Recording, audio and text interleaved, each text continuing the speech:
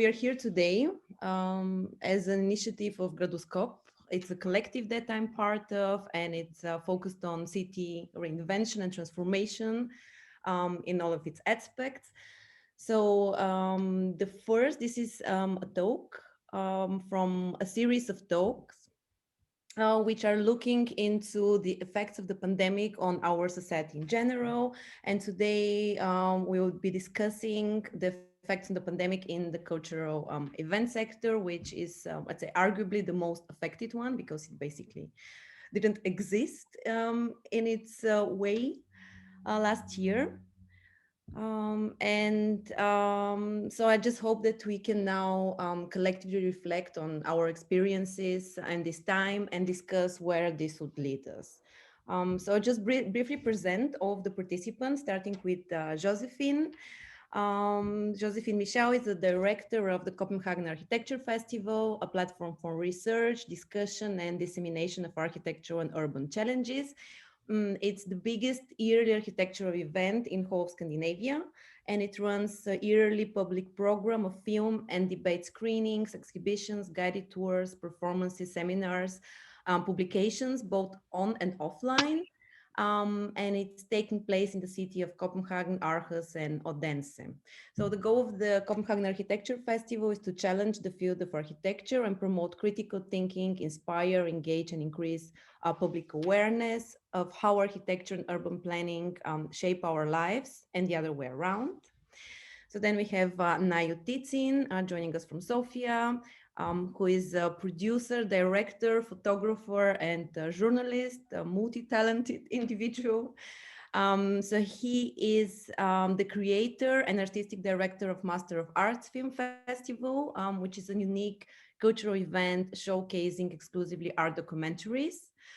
He graduated from the National Academy of Music in Sofia with a degree in piano, and after which he studied cinematography at the National Academy of Theatre and Film Arts and the University of Southern California. He was a news reporter for the Bulgarian National Television and co-created the production company Spotlight. He's also producer of 2 feature films, and he was the executive producer of Bulgarian National Television series Fort Power. Also joining us from Sofia is Peter Demetrov, and Peter is the person behind A2 Jazz Festival, which is an annual jazz festival taking place in the center of Sofia every summer since 2011. The festival has become a staple of the cultural calendar of the city of Sofia and attracts a growing audience each year, introducing an exciting selection of jazz musicians to the Bulgarian public. And before organizing this festival, A2 Jazz Festival, Peter graduated the Bulgarian Conservatory with trumpet, was also working on a media national television. So this is the brief introduction, so you all know who are you talking to. And I'd say the first question I have is rooted in my own experience as a director of an architecture festival, One Architecture Week, which was abruptly discontinued by the foundation which were organizing it. But for the brief period where I worked as a cultural producer, I realized that the life of a cultural producer is basically crisis management on a daily basis, because you have to deal with an amount of uncertainty, elaborate logistic, cancellation, etc. So I think everyone working in this way for a long time is becoming a kind of a master of crisis management. So I'm wondering, was this the case with you in the event of this global crisis related to the pandemic, and how did you personally react to these conditions? Yeah, I think you're right. You're in a constant state of crisis, as a festival manager, and so for me it was, of course, it was a shock that this was happening in Europe, but it was also an opportunity for us. Very quickly, we turned it into an opportunity. It was not the end of the world for us. We had to find out very quickly if our funders would support us in a new strategy that would convert a lot of our activities into a digital life. and a lot of our content producers, we also had to talk with them about if it would be okay to convert some of the content into a digital content. So in that way, I think very quickly, and we really turned it into an opportunity, and then afterwards we kind of got the hangovers, or the kind of the day after, where you think about what actually happened and how are we going to move forward. But it was a very, for us, it was not very thought through. It was just an immediate reaction to the crisis, and how can we deal with that? Because actually in a month we are supposed to be up with a festival with more than 200 events around Denmark, which was not a possibility. So we had to do something. Okay. Now, and Peter? It was a very interesting year. I mean, the interesting was that the situation wanted from us to react. Honestly, me and my organization, we were waiting, because our festival is in July, usually. And when the pandemic came in Europe in early March, I was, okay, it's shocked, everything is locked down, but we have to wait because we don't know what is tomorrow, actually, and when is tomorrow. So at the end of the day, we we canceled the official format of the festival for this year. Unfortunately, 2020 was our 10th anniversary edition, and it was canceled because of this impossibility to make it on in its real format. And we made a few small concerts in order to support the festival, in order to support the artists, because it was no stage for artists, no events, no concerts, nothing. But we were lucky that we had the opportunity to rent an open air stage here in Sofia, and to follow all restrictions and to make this happen. We had 8 concerts each weekend in July, and it was great because the most of the people were really happy that they're on stage. I mean, musicians. We had also maybe the only one international artist in Bulgaria for this period. It was Vlatko Stefanovski from Macedonia, who received a special permission from the Ministry of Health and Ministry of Culture in Macedonia to cross the border to come to Bulgaria to play with Teodosis Pasov,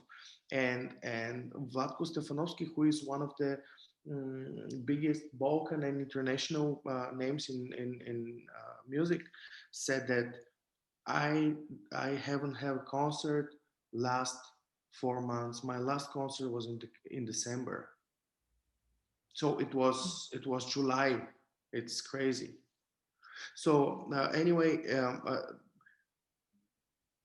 it was the interesting thing was that we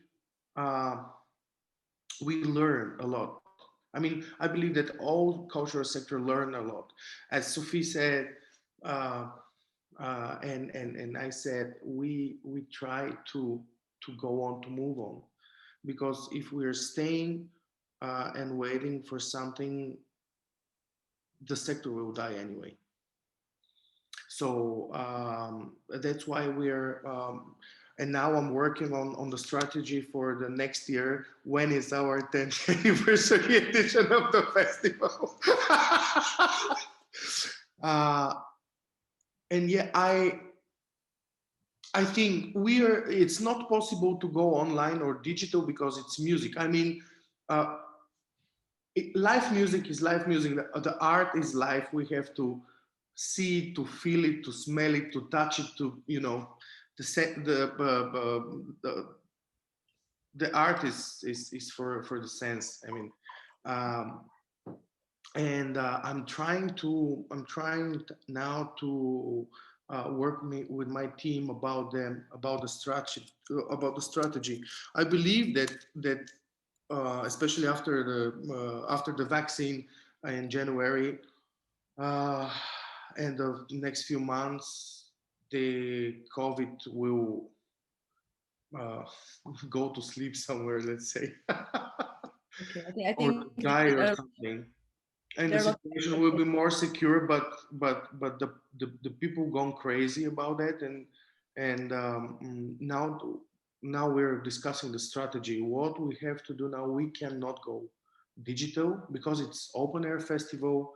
It's not just the music; it's the feeling, the fresh air, the moon, the stars, and it's jazz music. I mean, yeah. So we went back to the roots. I mean, how to build a festival, but it should be completely new festival. It can't be like 2 or 3 years ago. So this is the very emotional work now, and this is the main point. What is our direction for the next year? Thank you, Peter. I guess, yes, for the musical sector, it's very challenging to do everything online. But for example, now you're dealing with video content. So how do you perceive the situation from your point of view? Let's say that it was a great challenge for everyone to confront all the situation with the pandemic. And the lockdown in Bulgaria was announced just 3 weeks before the official date of opening of our festival. So it was quite shock and quite stressful moment, because we had to take a decision in very short time what to do. And we were the first festival in Bulgaria who decided to go online, to go digital, because until last year, no one used the platforms for festival like maybe in other places, in other countries in Europe or in America.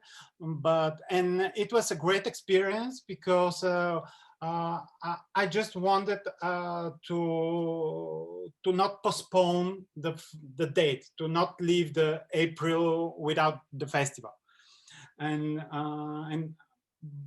but I was not so optimistic. We waited not more than up to 200 subscription as maximum. And when we announced that we are going online in April, and after that in September, live in open spaces, and after that we had for only a week 1,000 subscription to the online, which was quite impressive, because we didn't expect such an amount of subscriptions. And it went very well, because it was a time, the real lockdown, everybody stays home, and that was a chance to spend this time watching documentaries on art. And it was a great success. It has a great success. After that, we organized the live form of the festival at the end of August, the beginning of September, mostly on open spaces where were more real to go on. And it was also a great success, and I'm happy that we had the courage to go first digital, and after that to continue with the program, because in the digital format we didn't put the whole program of the festival. We put only 1/3 of the titles of the films that we were selected. So that was an opportunity first for all the Bulgaria, because it was geo-blocked online edition, of course, but it was a chance for viewers, for people outside Sofia to watch that films on art online in April, and after that in September to watch another titles, another films already in live on the open spaces cinemas. So it was a great experience, and but the challenges are not over, because that year is not clear yet how to go. Just had a phone call from the NDK, National Palace of Culture, who are our partners of the festival, and we are pointing April 21st for our 6th edition of the festival. But they just called me and asked, "Are you sure that you stay in April? Are you sure that you're not thinking about in summer something?" And yet we don't know for sure, because April, it's too soon. Oh, there are 4 months, but it's too soon to organize and to fix something. So we will see.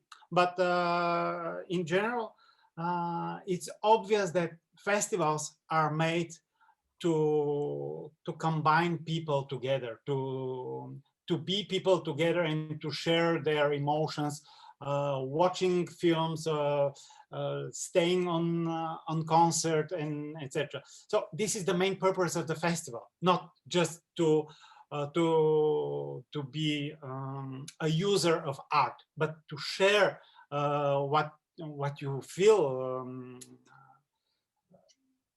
when you're watching or listening music, and that's why we will see. But this year, 21st, will be not more easier than last year.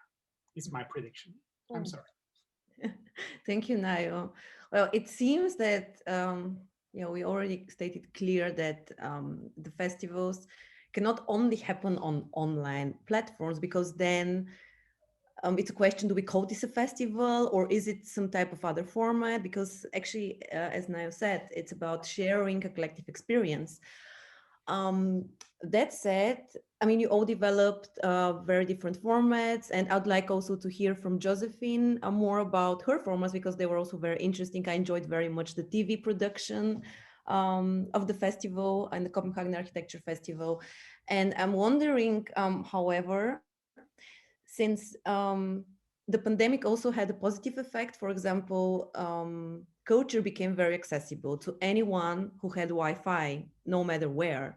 And also, like, I was able to follow amazing performances everywhere. So it's something I'm wondering whether this type of hybrid format would keep developing, or how do you evaluate, let's say, your efforts into adapting your content digitally, and would you pursue this further?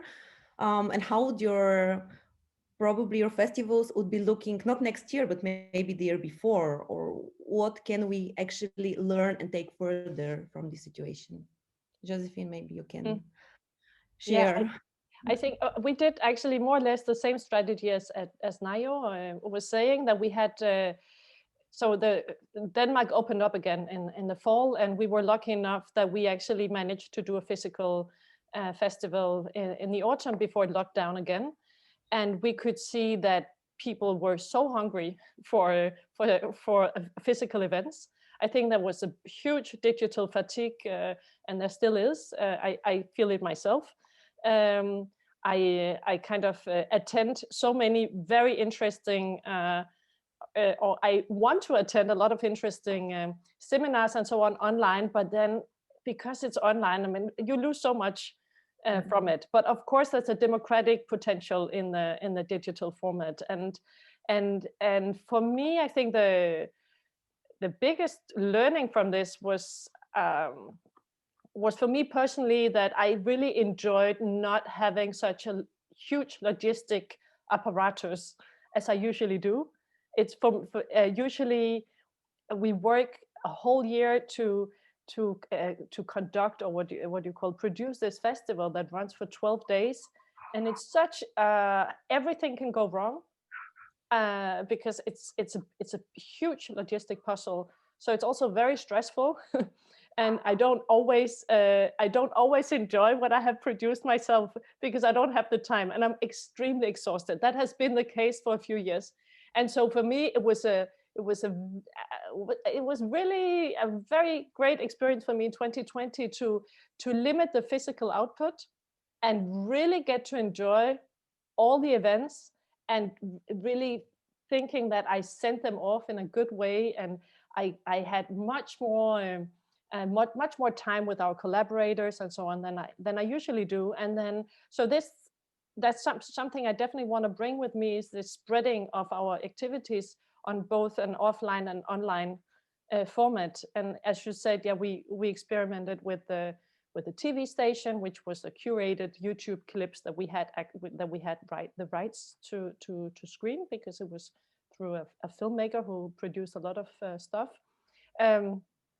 We did open calls where people would send in essays from all over the world reflecting on the situation. We published some letters that were supposed to be exhibited. We had actually a few exhibitions that turned into digital publications, or a TV station, or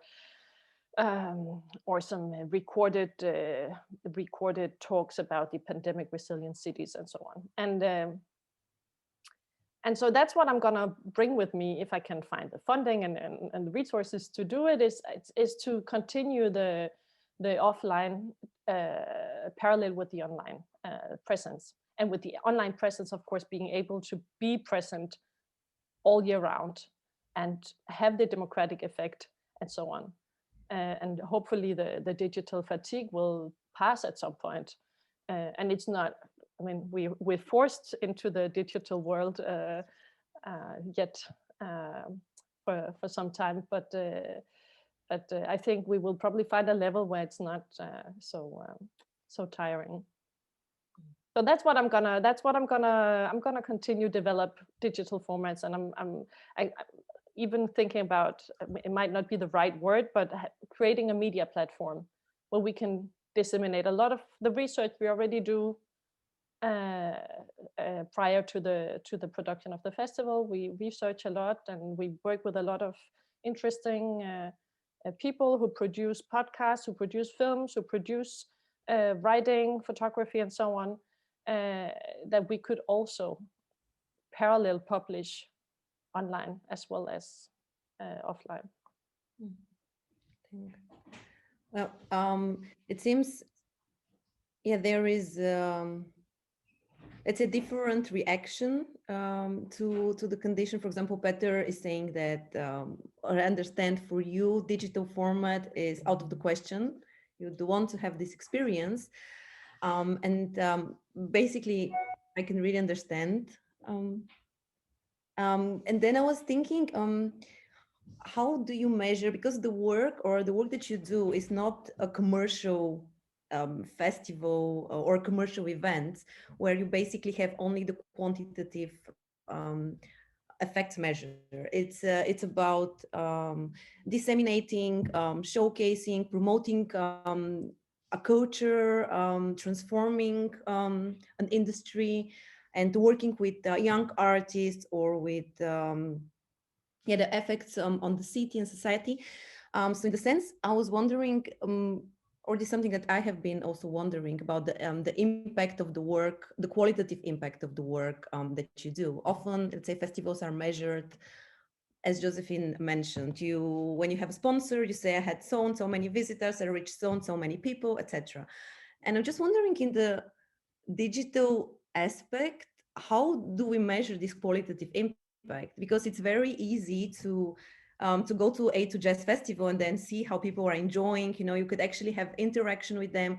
But when in this digital environment, there is some distance and impersonality. I was just wondering what type of strategies to consider there.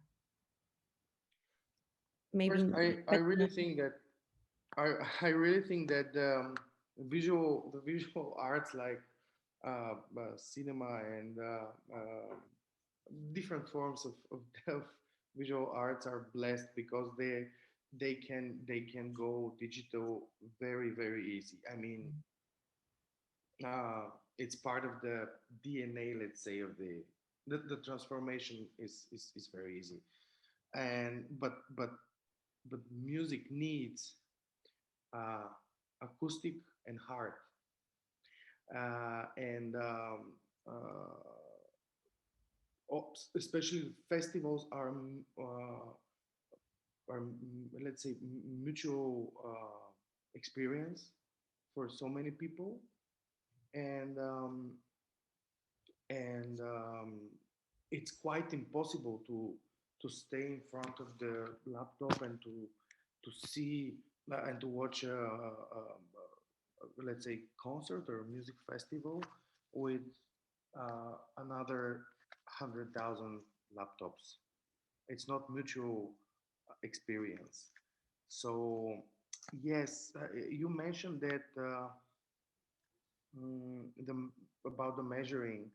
Uh, I believe that we are mixed between the let's say the commercial part of the business, let's say, and the cultural and social impact of the music and the whole festival to the people, to the audience. The reason is that we are very popular in Bulgaria, and we have more than 35,000 people in front of the stage for the festival, and it makes us a wanted partner for different kind of partnerships. It's normal, and one of the main incomes, festival incomes, are coming from that kind of partnerships and sponsorships.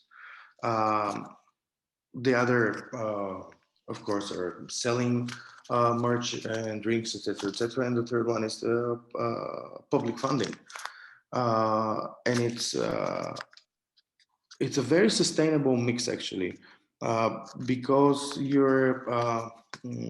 have income from three different sides, and it works for everyone, for the sponsor, for the audience, for the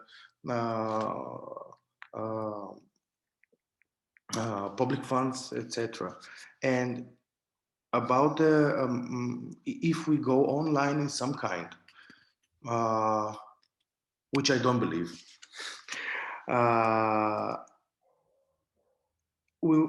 maybe we will lose some of the funds. Of course, the format will be completely different, but when you go online, you have also rights of the music,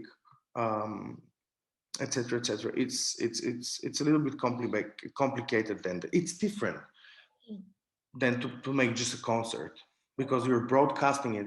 It doesn't matter, is it on internet or on television or radio. So however, we are focused now, as I mentioned, how to act for 2021. But one of the main topics for this year, for this new year, is to stimulate the dialogue, and to stimulate the discussions, and to stimulate the presentation of the artists, because I believe that this is the right moment for Bulgarian artists to focus on their own presentation to the market, because it doesn't matter, is it before COVID or post-COVID situation, the market and the art is working on the same model. I mean, each cultural product needs to be present, right? And now our artist department now is working on that to help the local artists to be well presented in their digital channels and to go better with their self-management and marketing and presentation materials, etc. So shortly about that, to present their portfolio properly to the market. So this is our work now, and we finished last month. We finished our project at Just Talks, which is our annual small conference, and we did it online, of course, in Zoom. It was a very interesting discussion about the situation in Europe and in Bulgaria. We invited Mr. Ian Smith, who is president of the European Music Council, and Mr. Gian Battista Tofoni, who is general manager of the Europe Jazz Network. And with them and with our Bulgarian colleagues from the sector, we discussed what happened actually, and what was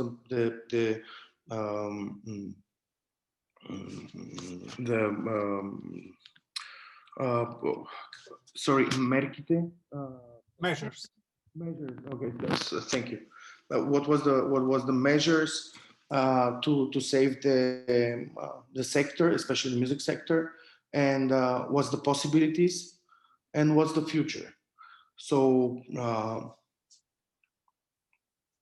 it was the first big digital project for us, and now I believe that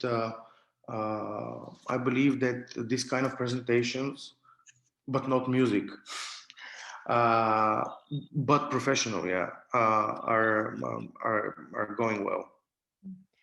Thank you. Now, would you like to add something to it for your future efforts into the pipeline? It's obvious that the online sphere, the digital, saved our festivals more or less in 2020.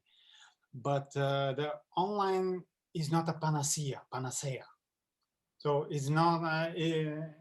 We couldn't stay only in this in digital. So in 2021, our goal is to have 3 editions of the festival, quite ambitious. So online in the winter time, so in February, in the beginning of March, hopefully a live with live event in April, and in open spaces in the summer. So we divide the program to cover more different audience. But the thing that was obvious last year is, especially in Sofia, in Bulgaria, that we have very few open air stages, open air cinemas. So this is one of the problems that we would go to try to fix, to manage one open space during the summer edition of the festival, just because it is obvious that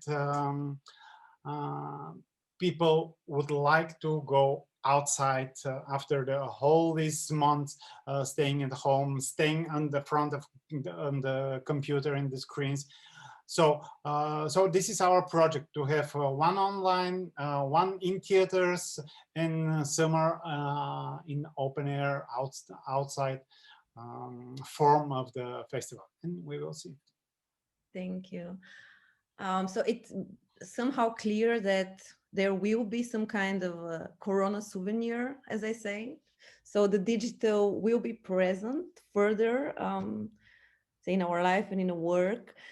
And I was thinking, I actually went to a festival, urban festival, where all the speakers were digital on screens, but then we were, the audience were together in a room. And it was a very surreal and bizarre experience for me. And now I was wondering, and also with the way how you present your strategies, there should be, in a sense, a clear division between in content, what content do you present online and what type of content needs physical presence.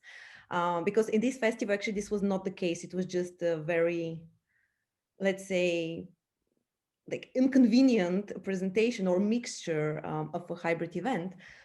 So how do you deal with this? For example, also like Josephine or Nayo was mentioning like the open air cinemas. So what type of content should be prioritized to be physical? And also in regarding to the cultural sector, for example, both me and Josephine were part, and Josephine still is a part of the Future Architecture platform, which is also this type of networking event, which the cultural sector is really driving upon, you know, this type of collective shared experience. So then we used to travel to a certain space and then move a lot. So yeah, this is actually my questions. How do we prioritize physical events, and how do we develop a content for digital presentations? Yeah, I think for as I see it, the digital track is not it's not taking over the physical events. It's really working on a parallel level. And as we also talked about, there's the democratic aspect of the digital part, but of course it depends on what your kind of product is, or because of course a concert online is something different than a concert in the real world, or a guided tour online is something else. And but I haven't attended any of the virtual guided tours. I can just see that there's plenty of those around the world, and I would actually want to try to attend one. Because I can't really imagine how it is, but I guess that's how people are traveling these days, digitally. And there's also production tools to make it possible, because I mean it's very easy to send out a drone now and make some amazing images and zoom into like specific cultural monuments in different cities and so on. I haven't tried it yet, so I guess I mean it's not. There's definitely a lot of possibilities that have not been tried out yet. I also hope the Zoom format could develop a little bit, because it's quite boring format. So of course the digital world could open up and be much more lively than it is right now. That it's not a camera and documenting something happening behind. That you could actually, and I know that people are already, and especially probably architects, working on that, on the digital space and making that interesting. So there's a lot to dig into in the digital world that I don't know about yet. And that, so I don't know what the possibilities are. I can just see that there is a potential, and I don't know if I'm the one that is going to do the big explorative adventure into it. I'm not that interested in it. I do really like the relational part of physical events and sharing an experience. So I do miss that a lot. And but I also enjoy, as I said before, not being run over by logistics every year, that I could spread out my my output over the year, both on online and offline. So I don't know if that responded to any of what you were asking, because I don't think I was that aware. I was not very sure of what you were asking. No, yeah, it was actually, I mean, you responded in a way that was wondering, because now to make a physical event and to fly someone from US to, I don't know, Berlin, which I don't know, 2 years ago seems very normal, now it becomes, let's say, should be really thought out. And then also the considering also the ecological impact of flying, etc., etc. I was just wondering how this impacts, how do you create a physical event? Because then also this impacts the physicality of our events, because I also know people who say that why should we fly somewhere when we can actually do it online? But then also it impacts the type of sharing of the people, you know, because I was experiencing this in the festival and I was wondering, how can we assure some type of an experience on a physical event?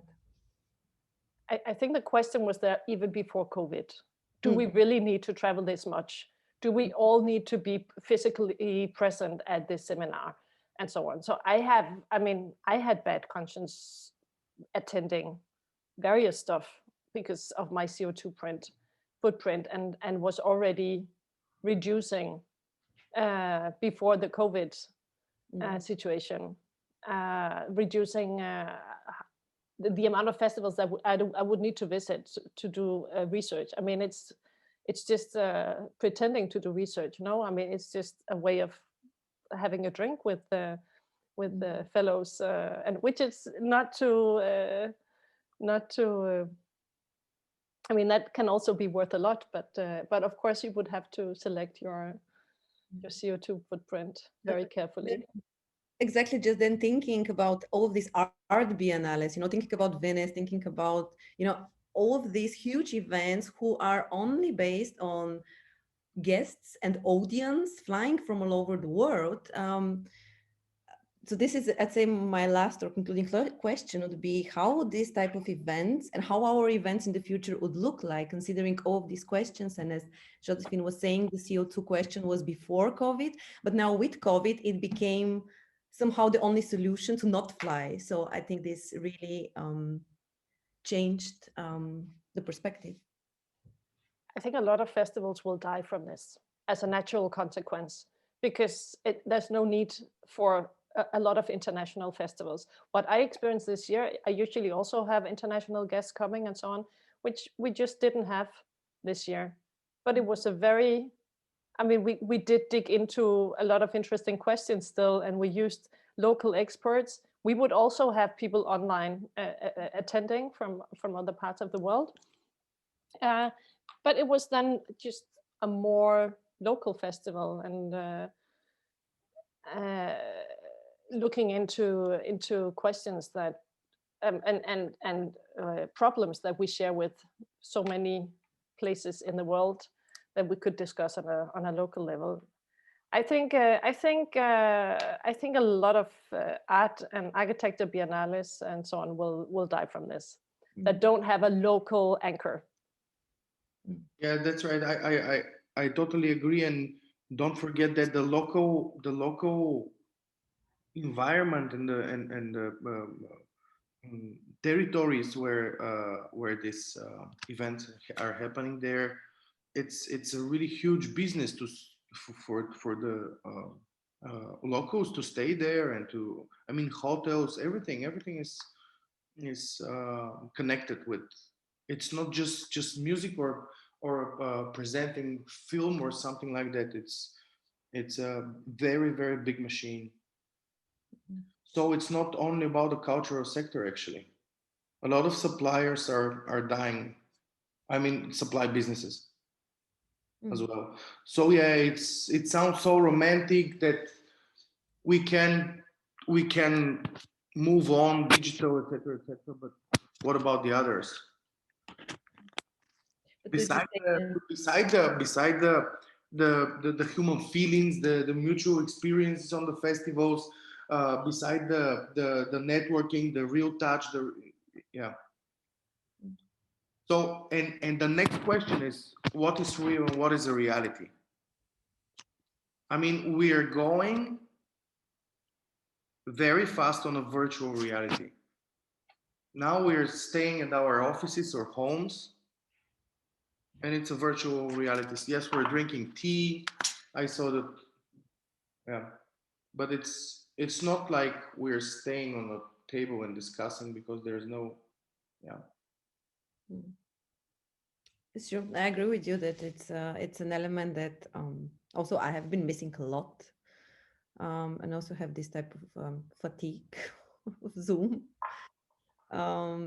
So this is why actually I was wondering, how other people were experiencing it, especially in this type of sector. And I think it's very interesting that you see here, let's say, different opposing ideas. For example, that Peter, it's really, let's say, on the one side of not going too fast virtually, while let's say Josephine and Nayo are maybe more on the let's explore the possibilities. So it's interesting that there is no one unification of strategy and where how this would develop. Yeah, but there is no right decision, there is no receipt, because we're all pioneers. We're all for first time in the human life, in the history, we have that kind of lockdown with digital possibilities. As we're thinking, if we're thinking about 100 years ago, when was the Spanish flu, it was different. There was no digital, nothing. But now we have that chance to use the digital, but not lay only on the digital. Yeah. And for the last year edition, the slogan of our festival, which was invented many months before the COVID, was the slogan was "Embrace the art." It was absolutely astonishing that in a moment when we cannot embrace each other, that was the right slogan, "Embrace the art." And for next year, so for this year, our slogan is "May the art be with you." Paraphrase of the Star Wars slogan, "May the force be with you." So may the art be with us wherever it is, the art. Physical, on stage, digital, in open space. That's the main, I think, I believe, the main challenge for the cultural sector, to find the right way. But there is no, for now, there is no right way. We will try, we are going to try different moves, and probably maybe in after 10 years, there would be some kind of right measurements, right receipts, how to go. But right now, we all from the cultural sector, we are pioneers in that kind of situation. Nayo, I believe that this will happen shortly. I mean, in maximum 1 or maximum 2 years, because it's, the virtual reality plan for next 5 or 7 years, it happened right now. So it got speed up, you mean? Yeah, it speed up very, very quickly. Yeah, but this is a beautiful remark from Nayo, how we are all pioneers, because you're completely right, but I haven't seen it in that way, which is very exciting. So if you have any last remarks or comments to share, I don't have any other questions. So now it's like an open floor. May the art be with you all. Yeah. Thanks. But I believe that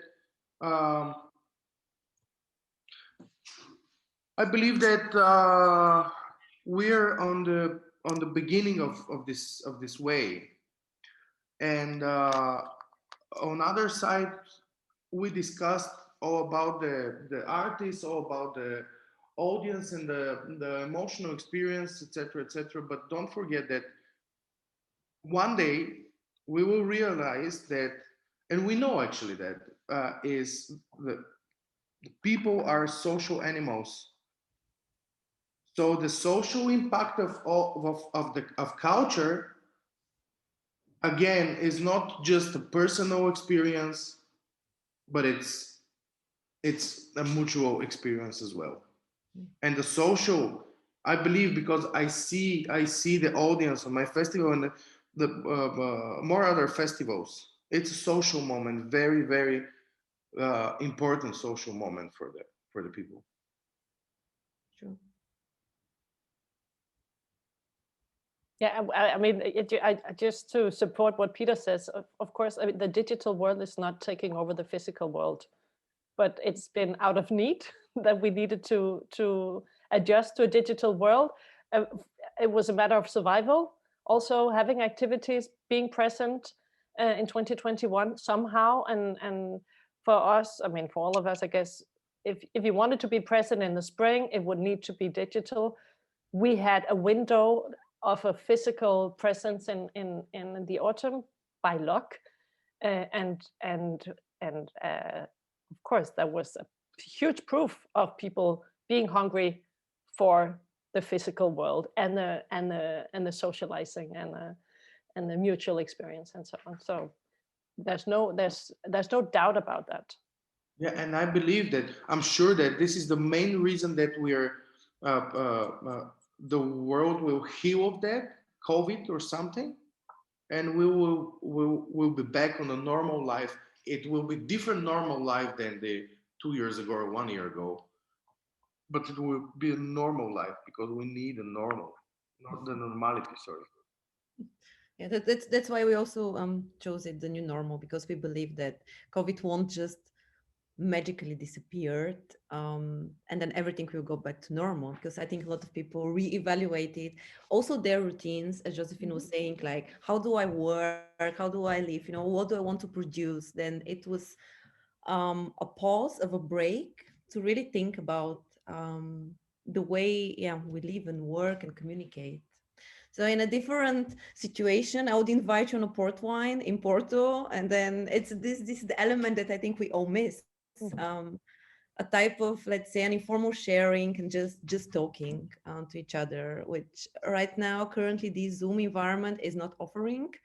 I don't know how, maybe with like some sensors or like. Actually, one of my most intimate moments on Zoom was listening to music together. So I think music can do that. So everyone was quiet and we were listening to the same music and across borders, and that kind of connected us. And that's what, I mean, that's what that the Zoom and all the other digital formats cannot really substitute, is the drink and the coffee and the chat you get there. We haven't found a substitute for that yet, and it probably doesn't exist. But the closest I got was the listening to music together online. Oh, that's beautiful. Okay, well, thank you all for taking the time on the first week of the New Year's. I think we're all very excited about 2021, and there is a high expectations about this year, I guess. Whole world. Yeah. So I'm really, I'll be looking forward to visit your events in one form or the other, depending on how they take place. But I'll be following, and it's great that you also got to know each other, and just hope that it kind of inspired. Thank you, Ina. Yeah, definitely. Thank you for inviting. Thank you, and thanks to Gradoscope for the invitation. Yeah, I hope that we communicate further with all of you. Sure. Thanks a lot. Likewise. Yeah, take care. Nice to meeting you.